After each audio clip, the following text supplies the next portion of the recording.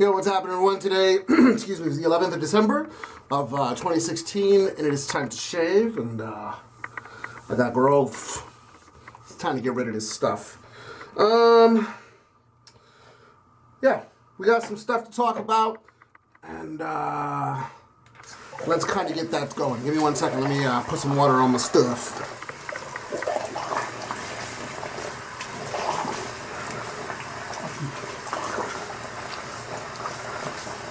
All right.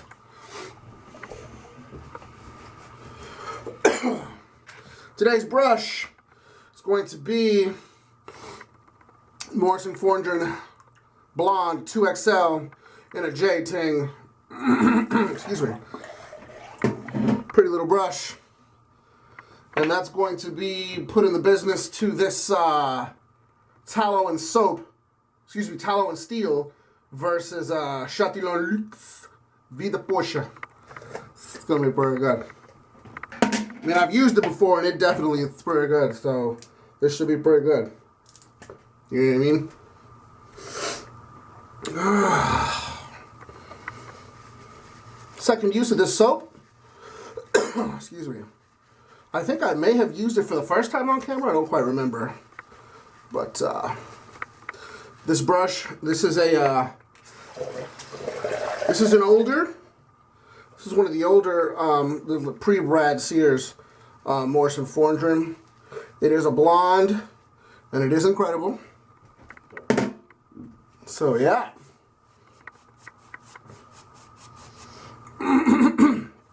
Excuse me. All right.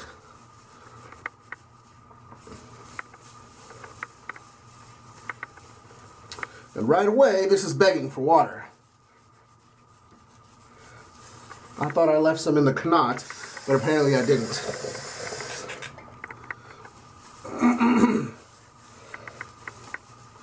All right.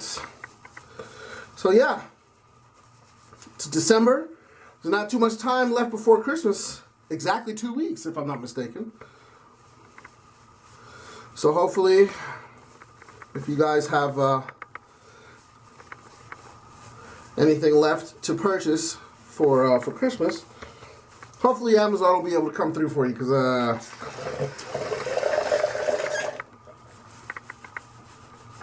getting out into brick and mortars to shop this time of year is it's a harrowing experience. For those of you,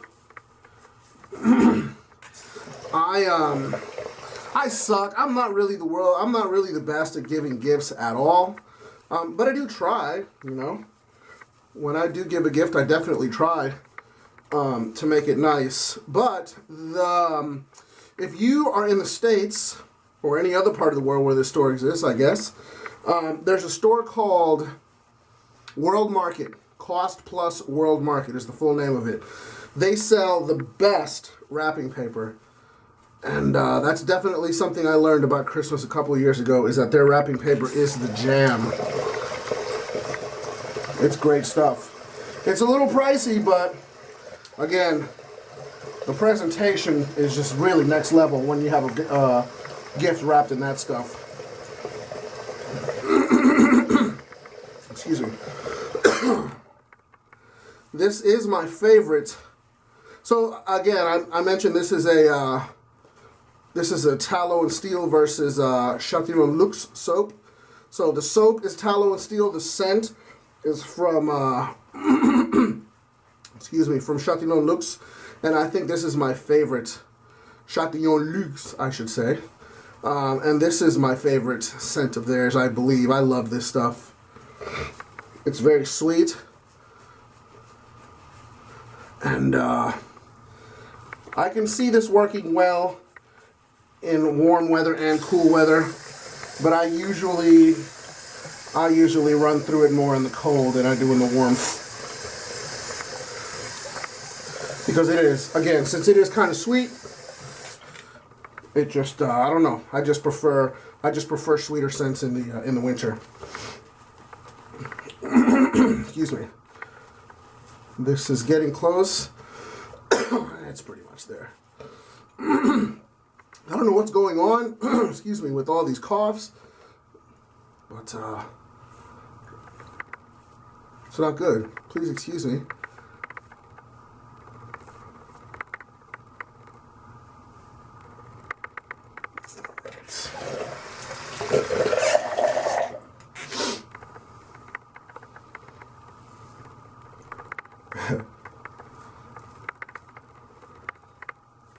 Stuff is being difficult to spread around. All right, I think that's gonna work just peachy. Today's razor, surprise! Above the tie, R2 on a Kronos handle. The blade in it is a Gillette Platinum.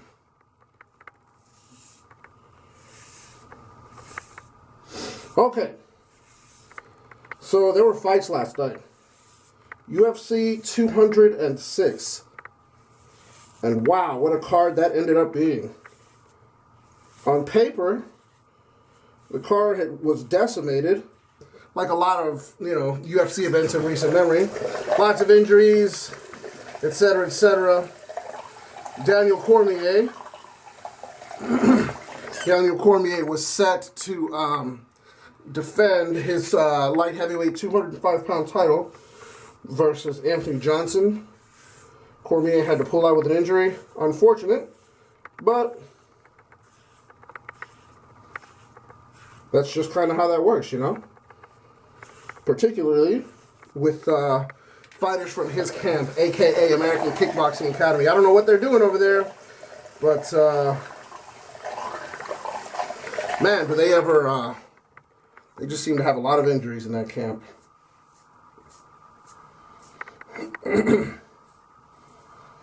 So, the only fight really that I remember from the undercard was a guy called Lando Venata. His nickname is Groovy. And he made his debut recently against Tony Ferguson, who is one of the best lightweights in the UFC right about now. And he gave Tony Ferguson everything he could handle on 2 weeks' notice. And so yeah, they finally, if I'm not mistaken, Venata had a full training camp for this fight, full notice. And he was fighting John Makdessi, who's been around for a bit. And I expected it to be, a back and forth kind of fight. I'm familiar with Makdessi, and Lando Venata made a good impression with that short notice debut versus Tony Ferguson. And Venata ended that fight about a minute into it with a crazy spinning heel kick. Man, what a finish. What a finish. So yeah, like I said, that's the only undercard fight that I remember off the top of my head. Moving to the main card, Kevin Gastelum versus Tim Kennedy. Tim Kennedy hadn't fought in a long, long time. I think they said it was 2 years since he had fought last. And I expected him to go through Kevin Gastelum. I'm just not sold on Kevin Gastelum. I don't know why, but I'm just not sold on that guy. I need to stop that because he just doesn't ever seem to lose. He just beats everyone they put in front of him, including Tim Kennedy. Stoppage, no less. It was late in the fight. But, yeah, he really beat up Tim Kennedy. Which, I wasn't really counting on that, but it happened. So, now in the press conference, Gastelum is saying he wants Vitor Belfort, which somebody's going down in that fight for sure. Somebody's getting stiffened in that fight. And unfortunately, Vitor Belfort is getting up there in age. I don't want to see Belfort go out like that, but I would say Gastelum would likely be the favorite, the betting favorite in that fight. Man, this razor's good. It's been a long time since I've used it. but it's a good one.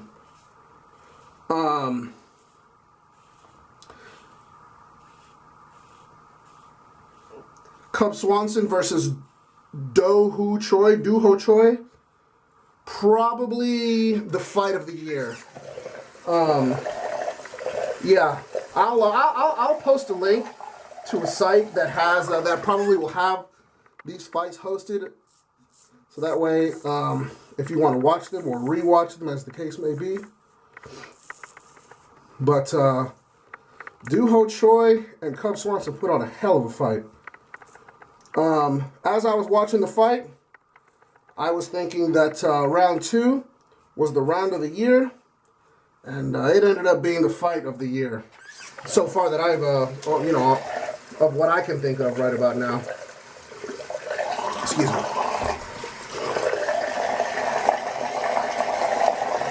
It did go to a decision, and I won't spoil it because it's a great fight. It's a great fight. And you know, one of those things about great fights is that not only does it depend on the combatants, but the crowd helps a lot as well. This crowd is getting into it. Lots of fun.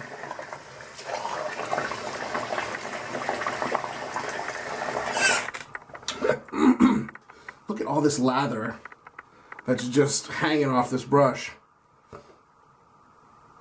If you don't have any tallow and steel soap, it's really good stuff. And I highly recommend it. He's a newer Canadian dude that makes a fine shaving soap.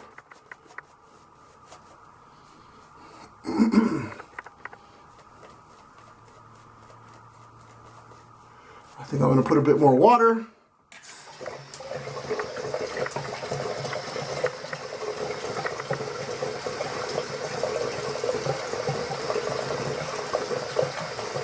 Oh yeah, that's pretty good.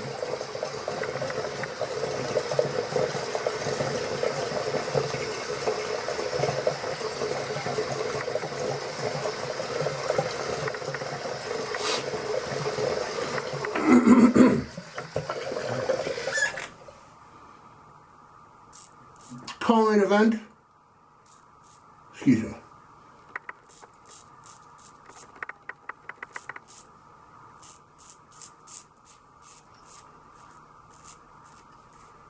Co-main event was Donald Cerrone versus Matt Brown. Another great fight with great finish that I kind of didn't see coming.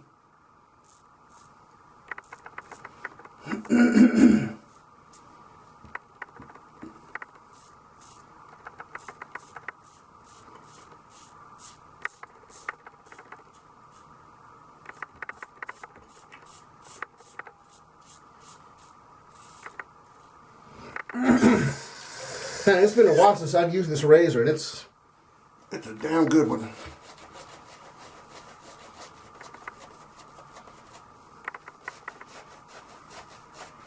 This brush seems to have eaten some of this lather.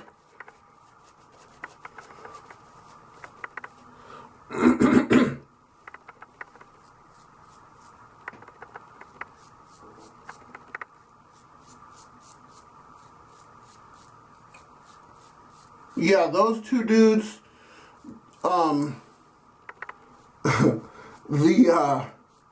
the popular armchair fight coach opinion on those dudes is that they have glass livers. And I think that's more, just has to do with the fact that they just leave themselves open to body shots. And I've never taken a body shot from a fighter, but it does not look comfortable, and I have precisely no interest in doing so. So I think it's a little whack for people to say stuff like that, because I cannot imagine what that must be like. To take a kick directly in the liver from a trained fighter? No, man, I'm not with that.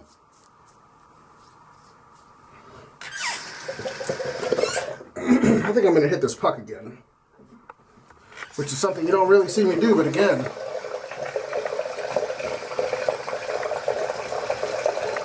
hopefully you can see that. There's not really much of anything left in this brush.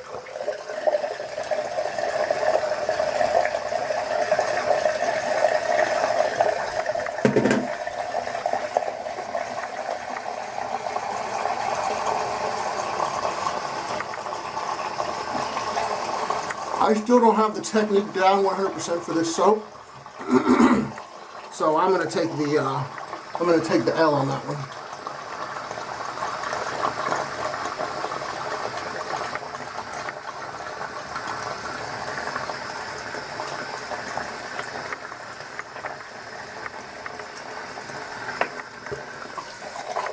All right, and then moving on to the main event. Dude, I'm so tired of reopening that thing. Moving on to the main event for the interim featherweight championship is Max Holloway out of Hawaii versus Anthony Pettis. So, Anthony Pettis missed weight, which means that he would not have been able to win the interim featherweight title with a win, but Max Holloway would have been able to. So I'm going to spoil this one.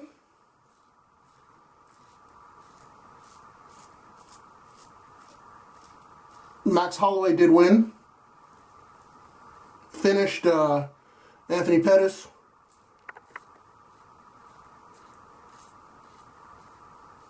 Finished him towards the end of the third via strikes, TKO. And I don't know that I've ever seen Anthony Pettis finished at least via strikes. But yeah, Max Holloway is your Max Holloway is your interim UFC featherweight champion, and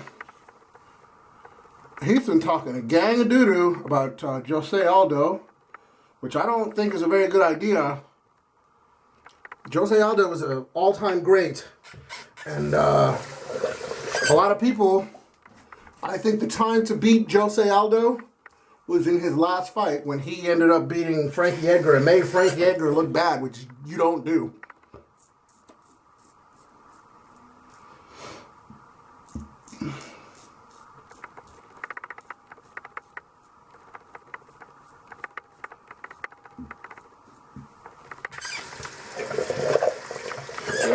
I'm gonna do this real quick. Two. Yeah, people, generally speaking, people don't make Frankie Edgar look bad, but Jose Aldo did. And people talk about, a lot of people talk about how Aldo's a boring fighter. I'm guessing these are either new school fans that came around after Conor McGregor came in.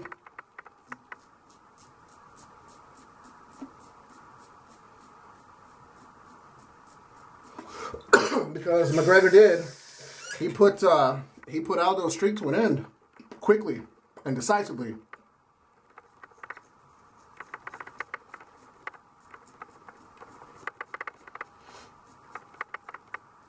But Aldo was an all-time great, and I've always been high on Holloway, but for him to be talking the way he has been talking about, again, an all-time great, I don't know about that. People say Aldo's boring to watch fight. I just don't understand that either.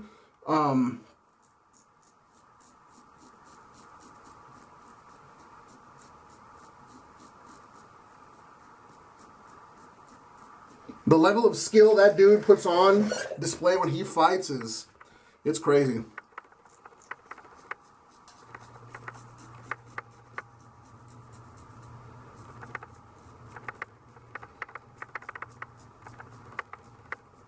Which is why I like to watch him fight.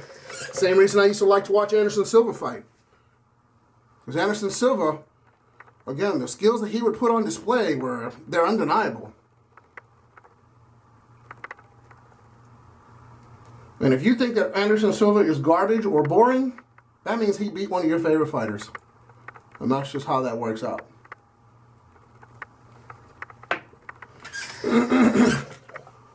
By that same token, I don't like Conor McGregor because he beat one of my favorite fighters.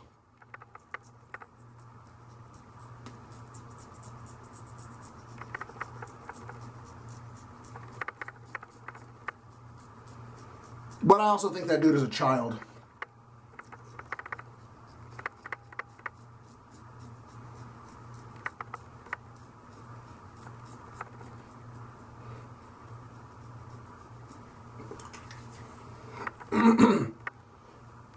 All right.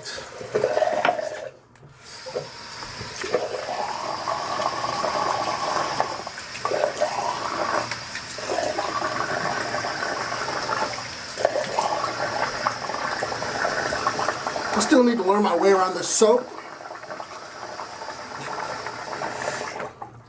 It's not too often that I have to hit the puck again. There's nothing wrong with it, but again, I'm not used to it. I think I just gave it too much water too quickly. Residual slickness is mega.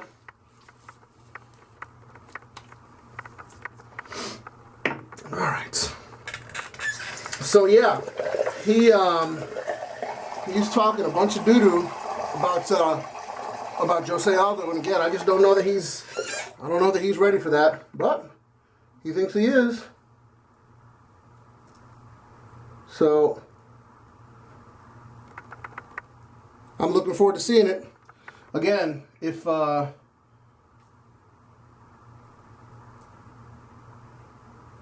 night's performance was any indication, he's good, and he's definitely a worthy challenger for Aldo.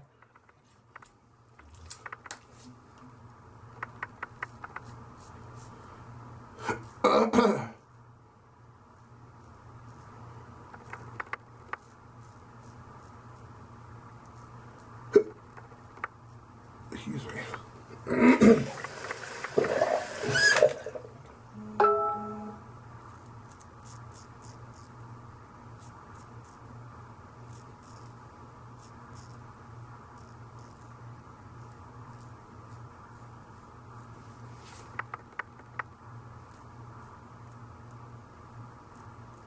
Mm-hmm.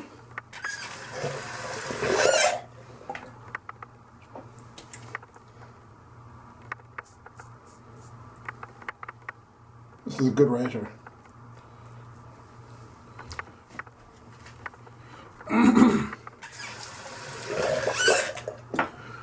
It's a very easy razor to clean out too.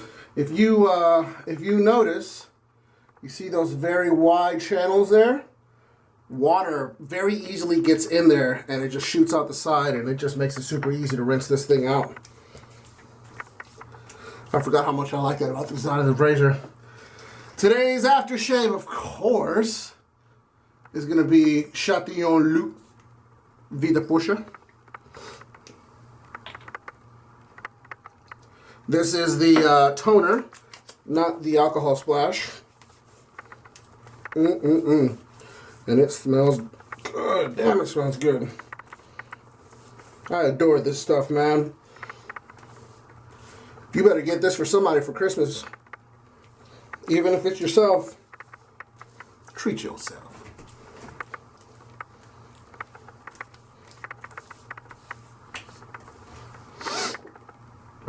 This stuff is so good for your skin, too.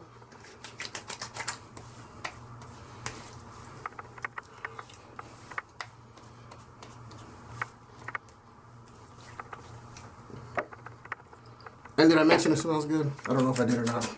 Don't quite remember. But if I didn't, it smells pretty good. Alright, that's going to be it. 2016 is mercifully coming to an end. It's been a rough one.